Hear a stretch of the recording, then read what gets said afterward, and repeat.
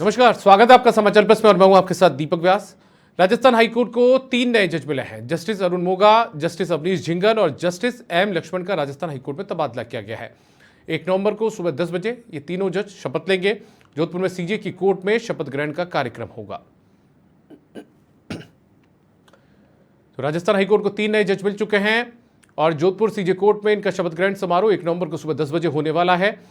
Justice Arun Moga, justice Awanish Jhingan और justice M Lakshman का Rajasthan high court में तबादला किया गया है।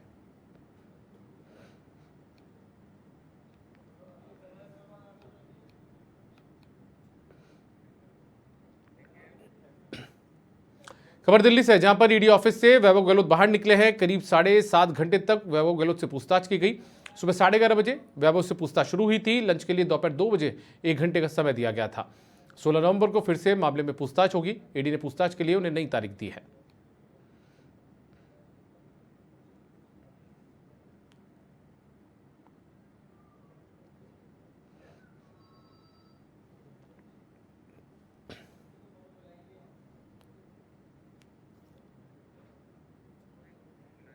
तो मुख्यमंत्री अशोक गहलोत के पुत्र हैं वैभव गहलोत, जिनसे ईडी ने पूछताछ की है। आज उन्हें पूछताछ के लिए बुलाया गया था और उसके बाद में करीब 7.5 घंटे तक उनसे पूछताछ की गई है।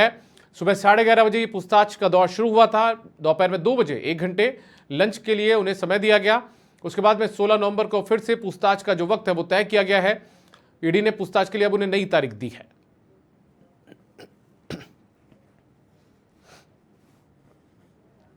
तो वैभव गहलोत दिल्ली में है। ईडी ने उन्हें पूछताछ के लिए बुलाया था, उन्हें नोटिस जारी किया था और नोटिस जारी करने के बाद उन्हें बुलाया था पिछले दिनों। उसके बाद में वैभव गहलोत ने 30 तारीख का समय मांगा। अब 30 तारीख को आज वो यहां पर पेश हुए हैं दिल्ली के अंदर।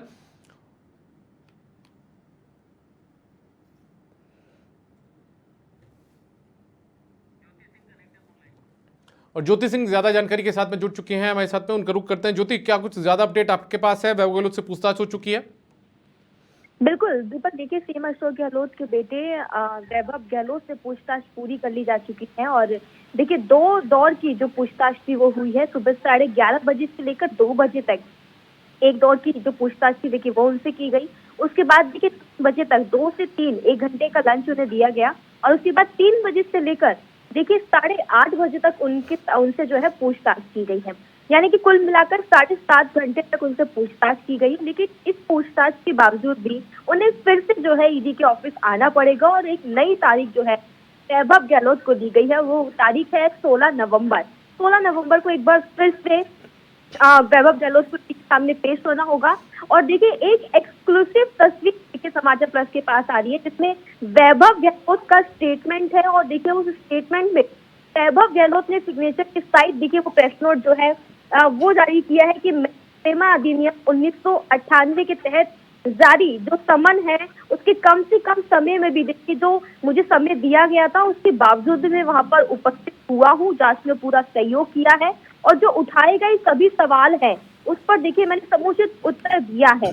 और मीडिया में ये झूठ फैलाया जा रहा है, लेकिन उसके बावजूद भी देखिए मैं ये बता देना चाहता हूँ कि मेरा किसी भी विदेशी संपत्ति से अथवा फंडिंग से कोई वास्ता नहीं है और मीडिया में बहुत सारी बेबुनियादी और गलत सूचनाएं फैलाई जा रही है। मेरा अनुरोध है कि बिना तथ्यात्मक जानकारी पर इन पर भरोसा ना किया जाए और मैं कानून का पालन करने वाला नागरिक हूँ और देश के सभी कानून का मैंने पालन किया है और करता रहूंगा। देखिए इस तरह का प्रेस नोट जो है हमारे पास आया है, जो ईडी को भी देखिए वैभव गहलोत बिल्कुल देख पा रहे हैं हम टीवी स्क्रीन पर ज्योति। ये जो वैभव गहलोत की तरफ से स्टेटमेंट जारी किया गया, उनके सिग्नेचर इस पर हैं और उसमें जो बातें आपने बताई वो तमाम बातें लिखी हुई है। तो माना जाए 16 नवंबर को एक बार फिर से चुनाव से ठीक पहले वैभव गहलोत एक बार और दिल्ली का रुख करेंगे। ईडी से पूछताछ जो पूछताछ करेगी ईडी उसमें शामिल होंगे। बिल्कुल दीपक, चुनाव से बिल्कुल ठीक पहले तारीख और वैभव गहलोत को दी गई है।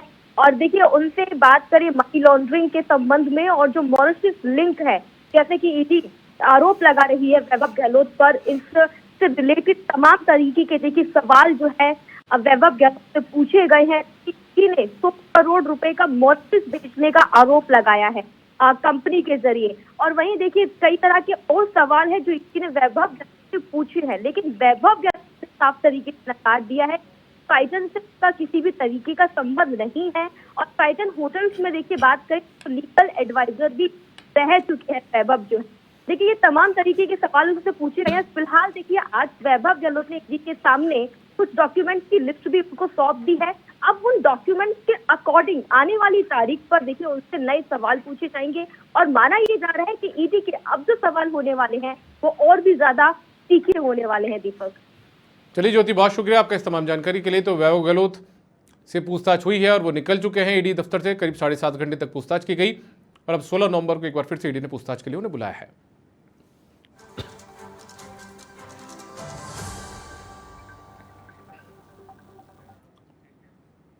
राजस्थान में विधानसभा चुनाव की रणभेरी बज चुकी है। ऐसे में विधानसभा चुनाव को लेकर उम्मीदवारों की सूची आने का क्रम जारी है। बीजेपी अपनी 2 सूची जारी कर चुकी है, जिसमें 41 और 83 नामों की घोषणा हो चुकी है। बाकी 76 नामों पर अभी मोहर लगना बाकी है, जो कि आगामी 31 अक्टूबर तक सीईसी की बैठक में फाइनल हो सकते हैं। सूत्रों की माने तो बीजेपी की अगली लिस्ट के लिए नामों का चयन किया जा चुका है और मोहर लगना बाकी है। बीजेपी की तीसरी सूची में प्रदेश के कई दिग्गज नेताओं के नाम हो सकते हैं। बीजेपी की तीसरी सूची 50 नामों की हो सकती है, जो 1 नवंबर को होने वाली सीईसी की बैठक के बाद जारी की जा सकती है। हाल ही में बीजेपी का दामन थामने वाले कई नेताओं के नाम भी इस सूची में हो सकते हैं।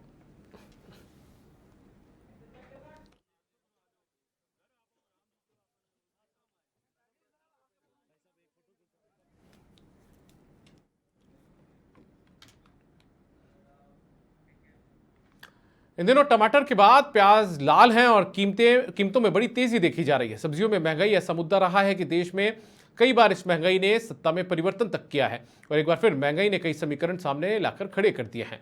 फिलहाल आम लोग और सब्जी विक्रेता इस बारे में क्या सोचते हैं, इसका जायजा लेने समाचार प्रेस की टीम पहुंची अजमेर की सब्जी मंडी में और जानी उनकी अपनी राय। इसका जायजा लिया हमारे संवाददाता कौशल जैन ने।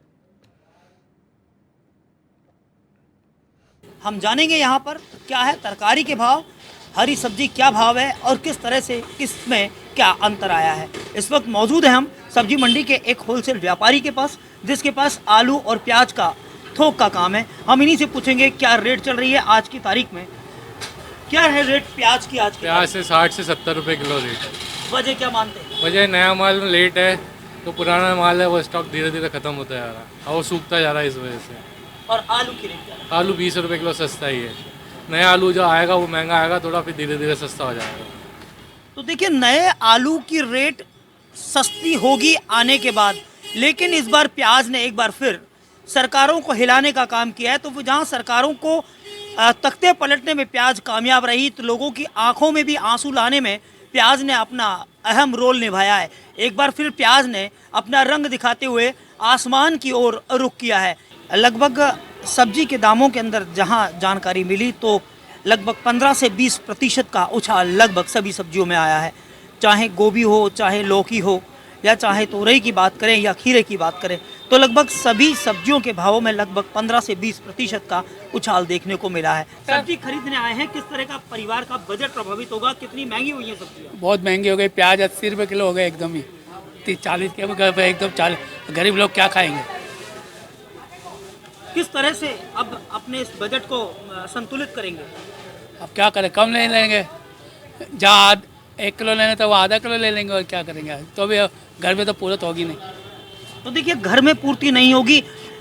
सब्जी की रेटों ने इस तरह से उछाला किया है कि जो मात्रा पहले कहीं ज़्यादा थी, अब वो मात्रा सब्जी के अंदर कम हो गई, रसोई के अंदर कम हो गई, रसोई में पहुंचने से कम हो गई। यहाँ पर कुछ और लोग भी सब्जी खरीदने आए हैं, हम इनसे भी बात करेंगे, इनसे भी पूछेंगे कि किस तरह से क्या हालात है, किस तरह की रेट है सब्जी की और कितनी महंगी हुई है। हाँ अभी महंगी चल रही है, टमाटर वगैरह सब चीज़ महंगी है सब्जियाँ। किस तरह से सब्जी से बजट जो है वो गड़बड़ाएगा घर का? गरीब इंसान तो लेगा तो सोचेगा लेने से पहले। जो सब्जी विक्रेता है हम उनसे भी बात करेंगे, पूछेंगे क्या सब्जी के रेटों में कितना अंतर आया है पहले को देखते हुए, एक महीने पहले और आज का अंतर क्या है? आज तो भैया टमाटर 40 रुपए किलो, पत्ता गोभी है, बैंगन लौकी सब ये 20 रुपए किलो चल रहा है, 20 रुपए किलो, 30 रुपए किलो। बस इससे ज़्यादा अभी बढ़ा नहीं है कुछ। प्याज पहुँचा बस, इससे ज़्यादा। और अभी सब्जी तो यही चल रहा है। प्याज क्यों महंगा हुआ है, क्या वजह मानते हैं? वो आगे से अभी आवक कम है इस वजह से। तो प्याज की आवक कम होने से प्याज ने जो है लोगों को प्रभावित किया है और माना जा रहा है कि जो फसल आने वाली है उसके बाद कहीं ना कहीं इसके जो दाम है वो स्थिर होंगे और लोगों की पहुंच पर प्याज एक बार वापस पहुंच पाएगा। कैमरा पर्सन अक्षय परिहार के साथ कौशल जैन, समाचार प्लस, अजमेर। जालोर से खबर है जहां पर नगर स्तरीय सामान्य ज्ञान प्रश्नोत्तरी का आयोजन हुआ। रावणा राजपूत महासभा की ओर से इसका आयोजन किया गया। रावणा राजपूत छात्रावास में इसका आयोजन हुआ है। 3 वर्गों के तहत ये प्रतियोगिता हुई है। सभी प्रतिभागियों का इसमें मान सम्मान किया गया। सर्वश्रेष्ठ प्रतिभागियों के 7 समाजवीरों का भी सम्मान हुआ है। रक्तदान करने वाले रक्तवीरों का भी सम्मान किया गया।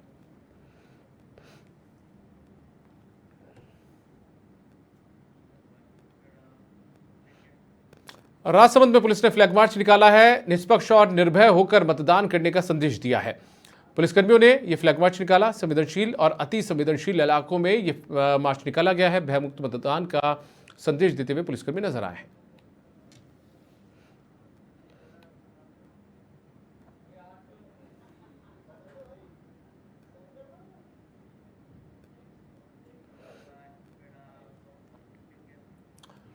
बालोतरा में लापरवाही ने 2 जिंदगियां छीन ली। अमृतसर जामनगर एक्सप्रेस हाईवे पर ट्रक और पिकअप में टक्कर हो गई।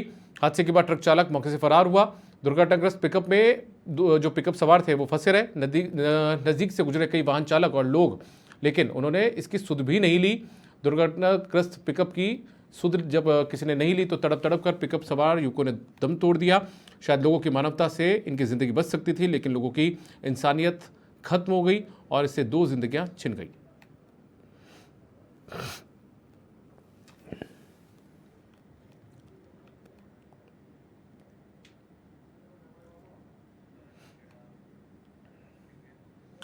हनुमानगढ़ के नोहर से खबर है जहां पर 2 दिवसीय धार्मिक कार्यक्रमों का आयोजन हुआ है। मां ब्रह्माणी परिवार की ओर से इसका आयोजन किया गया। मां ब्रह्माणी के नगर भ्रमण के तहत शोभा यात्रा भी निकाली गई। सूर्य भवन मंदिर से महाप्रज्ञ आचार्य तुलसी भवन तक ये शोभा यात्रा निकली है। शाम को डांडिया नृत्य महोत्सव का आयोजन हुआ। मंगलवार को मां अन्नपूर्णा की रसोई का आयोजन किया जाएगा। गणेश पूजा और मां ब्रह्माणी के मंगल पाठ भी इस दौरान आयोजित होंगे।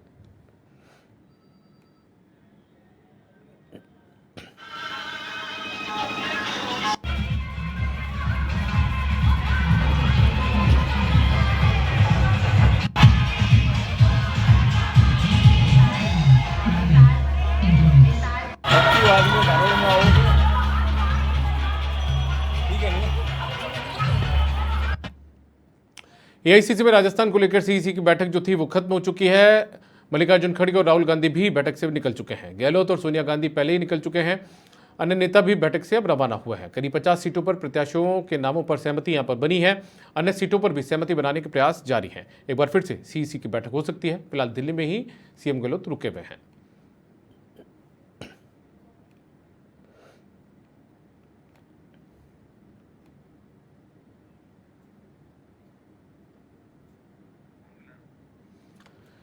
मल्लिकार्जुन खड़गे और राहुल गांधी भी इस बैठक से बाहर निकल चुके हैं। कांग्रेस की सीईसी की बैठक खत्म हो चुकी है। मुख्यमंत्री अशोक गहलोत और सोनिया गांधी पहले ही बैठक से बाहर निकल चुके थे।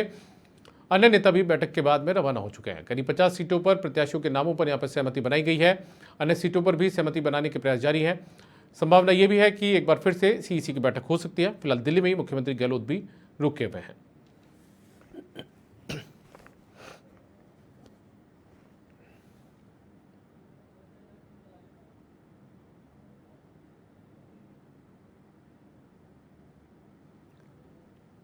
तो राजस्थान के प्रत्याशियों के नामों को लेकर जो चर्चा सीईसी की बैठक में होनी थी वो हुई है। करीब 50 नामों पर जो सहमति है वो यहां पर बनाई गई है और शेष नामों पर भी सहमति जल्द बनाने की कोशिश जारी है। बताइए जा रहा है कि एक बार फिर से सीईसी की जो बैठक है वो हो सकती है।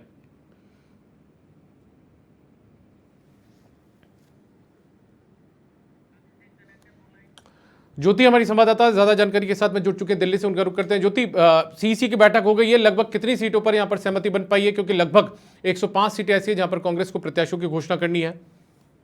बिल्कुल दीपक, देखिए एआईसीसी मुख्यालय में जो राजस्थान को लेकर सीईसी की बैठक चल रही थी, देखिए वो बैठक खत्म हो गई है।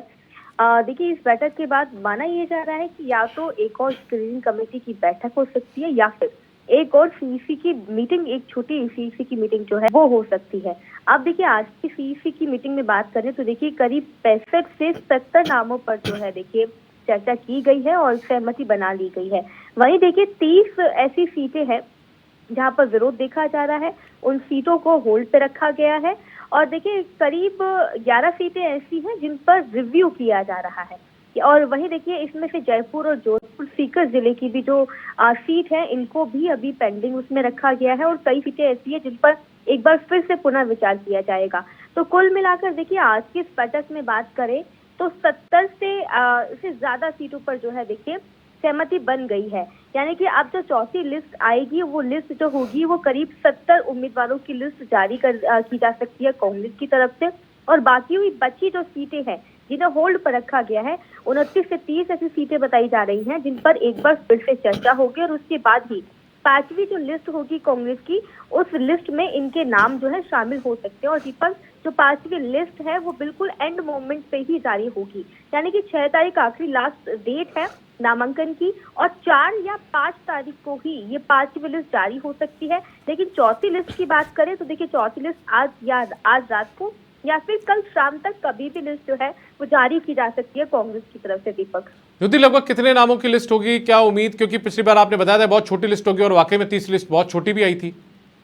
दीपक देखिए अब की हम लिस्ट की बात करें, इस बार जो लिस्ट होगी वो करीब 65 से 70 उम्मीदवारों की लिस्ट होगी। इस पर छोटी लिस्ट तो नहीं होगी, लिस्ट जो है वो लंबी हो सकती है क्योंकि 65 से 70 नामों पर जो सिंगल पैनल है जहाँ पर किसी भी तरीके का विरोध नहीं देखा जा रहा है, जो मौजूदा चेहरे हैं उनको इस लिस्ट में शामिल किया जा चुका है। और चौथी लिस्ट में देखिए लगभग नाम जो है वो सभी पर सहमति बन गई है और 65 से 70 यानी कि करीब 70 उम्मीदवारों की लिस्ट जो है चौथी लिस्ट जारी की जा सकती है कांग्रेस की तरफ से। दीपक चलिए, बहुत शुक्रिया आपका ज्योति इस तमाम जानकारी के लिए।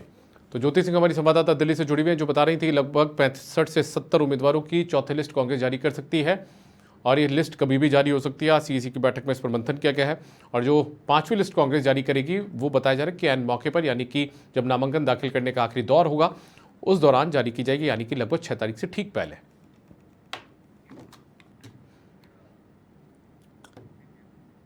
आचार संहिता की कठोरता से पालना करवाने को लेकर रिटर्निंग अधिकारी राजेश जाखड़ और गंभीर नजर आ रहे हैं। चौमू में एफएसटी, एसएसटी और पुलिस प्रशासन लगातार वाहनों की सघन चेकिंग अभियान चला रहा है। रैनवाल रोड शिव कंप्यूटर के पास एसएसटी टीम और पुलिस द्वारा वाहनों की चेकिंग की गई। इस दौरान वाहन चालक भी प्रशासन का सहयोग करते हुए नजर आए हैं।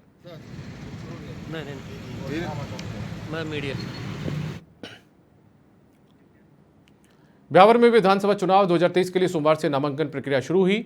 इसके लिए सहायक निर्वाचन अधिकारी कार्यालय ब्यावर से नामांकन पत्रों का वितरण शुरू हुआ है। इस दौरान सहायक निर्वाचन अधिकारी मृदुल सिंह ने आवश्यक खानापूर्ति के बाद नामांकन पत्रों का वितरण शुरू किया। नामांकन प्रक्रिया के तहत 6 नवंबर तक नामांकन पत्र दाखिल किए जा सकेंगे।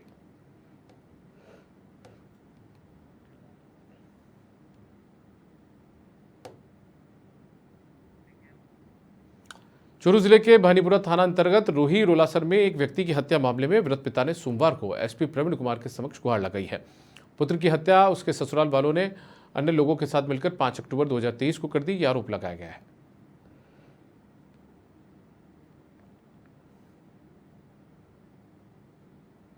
आपके थोड़ा ससुराल बुला के आपके मारिया हुआ बट मार के आपके सिरदार से अस्पताल में भेज दिया। 3 दिन मैंने पता नहीं लग गया। वो मरे बाद में आपकी बॉडी ले जाना, बॉडी लियाने गया जिन्हें कहीं दफदार बेगा सा इन्हें बाल देना चाहिए। बाल के बाद में मारने थाने में किया, रिपोर्ट दी थानेदार के, आपके जांच आएगी वह आएगी, हमारी सुनाई नहीं लेने लग गया। जैसलमेर की पोखरण से खबर है जहां पर पोखरण से बीजेपी प्रत्याशी को मुसलमानों का समर्थन मिलना शुरू हो चुका है। महंत प्रतापपुरी महाराज को मुसलमानों ने समर्थन दिया है। कांग्रेस कार्यकर्ताओं ने बीजेपी का दामन थाम लिया है। महंत प्रतापपुरी ने कहा है कि सेकुलरिज्म पर राष्ट्रवाद भारी पड़ा है।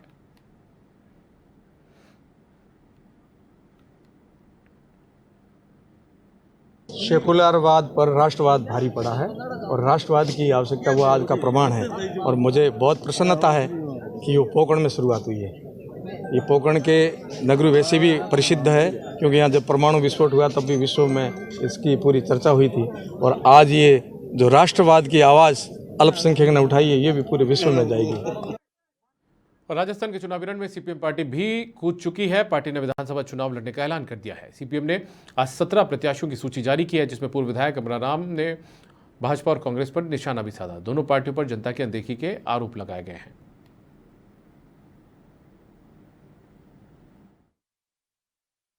2023-25 नवंबर को हो रहा है। इसकी भारतीय कम्युनिस्ट पार्टी मार्क्सवादी 17 विधानसभा क्षेत्रों में लड़ेगी। अभी 75 साल की आज़ादी के बाद भी राजस्थान में 5-5 साल कांग्रेस 5 साल फिर भाजपा, फिर कांग्रेस, फिर भाजपा।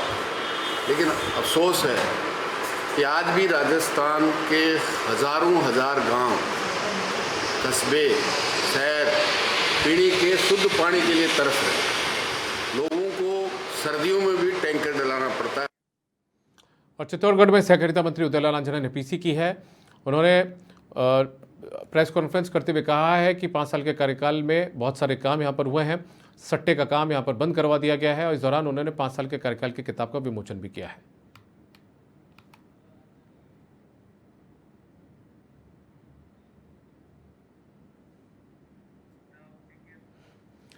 चित्तौड़गढ़ के निमाइडा से खबर है, जहां पर कांग्रेस प्रत्याशी उदयलाल आंजना का बयान सामने आया। प्रदेश में ईडी की कार्रवाई का उन्होंने विरोध किया है। आंजना ने समाचार प्रेस से बातचीत करते हुए कहा और ईडी और चुनावी मुद्दों पर अपने खुलकर विचार भी रखे।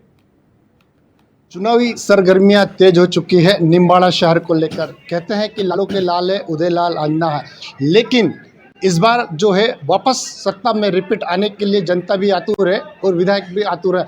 लेकिन जो रेट पड़ी है उस रेट को लेकर कहीं न कहीं जो मत बढ़े हैं, ऐसा उदयलाल जी आंजना का मानना है। आइए जानते हैं, चर्चा करते हैं उनको कि जो रेट पड़ी है वो आईटी की थी, लेकिन किसी ने जो हवा चलाई थी। सोशल मीडिया का ज़माना है, सोशल मीडिया का अखाड़ा है। ऐसी परिस्थिति में बात करते हैं उदयलाल जी से। सर, ये जो राजनीति का अखाड़ा है एक तो कह सकते हैं, लेकिन जो सोशल मीडिया का जो अखाड़े ने कहीं ना कहीं आईटी दिखाई थी, कहीं ने ईडी दिखाई थी। ऐसी परिस्थिति में जो वाकई कार्रवाई हुई है, किस तरह की कार्रवाई थी वो? नहीं, ना तो ईडी थी ना ये थी, लेकिन देश का माहौल ऐसा बना रखा है भारतीय जनता पार्टी की सरकार ने, केंद्र की सरकार ने, कि ईडी, सीबीआई और इनकम टैक्स ही लोगों को सता रहे हैं और आम माहौल ही जनता में ये है। तो जब मेरे ऑफिस में ये पहुंचे और पत्रकारों की टीम पहुंची तो सोते ही अनुमान लगा लिया कि ये यहाँ भी ईडी आई होगी। जबकि डोटासरा जी हमारे प्रदेश अध्यक्ष जी के यहाँ आ गई, वैभव गहलोत को नोटिस दे दिया, तो उसी तारतम्य में ये देखा। लेकिन वो इनकम टैक्स की रेड हमारे एक भागीदार के यहाँ हुई बॉम्बे में, और उसमें जो हमारी एंट्री मिली हमारी फर्म की, उसका सत्यापित करने के लिए इनकम टैक्स की टीम बॉम्बे की आई थी। लेकिन जिस प्रकार से घेर के उन्होंने और हमारे कर्मचारियों को रोक करके पूछताछ की, उससे लगा कि शायद ये ईडी की रेड दिखे, इसलिए वो माहौल बना था और हमारे यहाँ के जनता में भी बहुत भारी आक्रोश हो गया।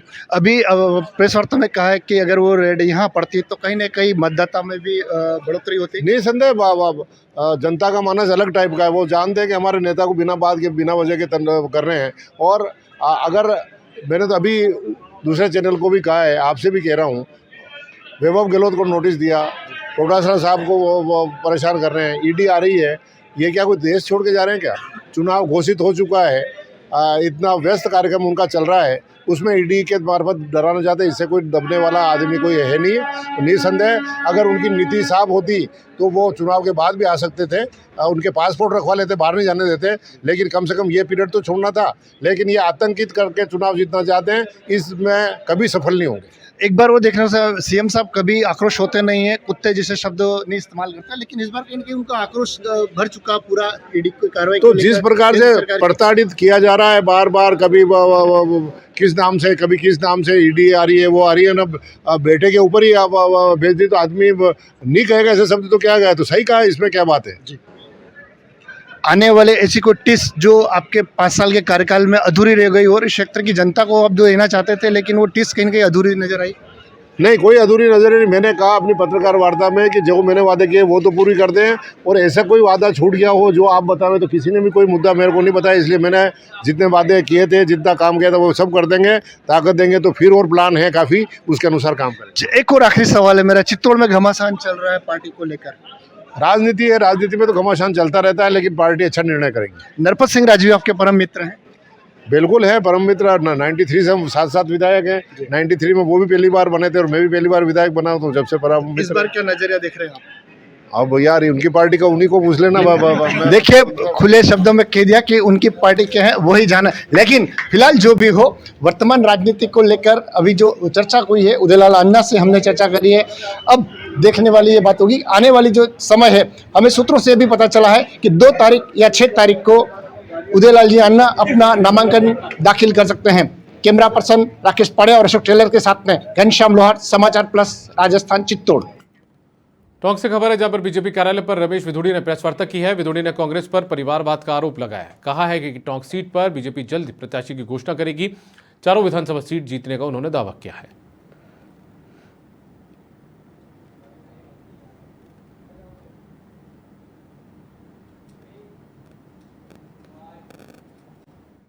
जो युवा हैं जिनकी ज़िंदगियों के साथ और फ्यूचर के साथ खिलवाड़ हुआ है।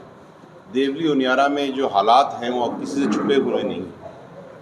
जहाँ जाओ किल्लत, हर चीज़ की किल्लत, पानी की किल्लत, प्रशासन के द्वारा जो कुशासन चल रहा है उसके हालात जो हैं वो बहुत दर्दनाक हैं। जहाँ भी मैं जा रहा हूँ पिछले 10-12 दिनों से हर जगह एक ही चीख पुकार निकल के आती है, हमें बदलाव चाहिए। तो भारतीय जनता पार्टी 2/3 बहुमत से राजस्थान में सरकार बनाएगी और बदलाव को अग्रसर करेगी। करता है, उनका मन था कह दिया, पर वो हमने उनसे बातचीत की तो पार्टी में सब लोग मिलकर ही काम करते हैं। पार्टी सभी के हाथ से बनी हुई हो रहती है, एक आदमी तो कोई पार्टी बनाता नहीं। सबकी इच्छा थी कि भाई इस प्रकार मैं, क्योंकि वहाँ का पहले विधायक रहा हूँ इसलिए मुझसे ज़्यादा अपेक्षा थी, पार्टी ने इनको विधायक के रूप में भेजा है, तो हम सब मिलकर भारतीय जनता पार्टी के पक्ष में मतदान करेंगे, सब एकजुट हैं। देवड़ी उनियारा से हमारे विजय जी बैसला उम्मीदवार हैं। पूर्व में राजेंद्र जी हमारे गुजर साहब 2003 से 18 तक विधायक रहे हैं, 13 से 18 तक, और बड़ी ईमानदारी के साथ में काम करने वाले विधायक है। बच्चा बच्चा इस बात के बारे में परिचित है। पिछली बार चुनाव भी लड़े थे, लेकिन संगठन ने, पार्टी ने इस बार वहाँ से विजय जी को चुनाव लड़ाने का फैसला लिया है, बैसला साहब को। और राजेंद्र जी हमारे जो पार्टी के वरिष्ठ नेता भी हैं, कार्यकर्ता भी हैं, और संगठन के डिसिप्लिन वर्कर के रूप में तन समर्पित, मन समर्पित और ये जीवन समर्पित। चाहता हूँ देश की धरती तुझे कुछ और भी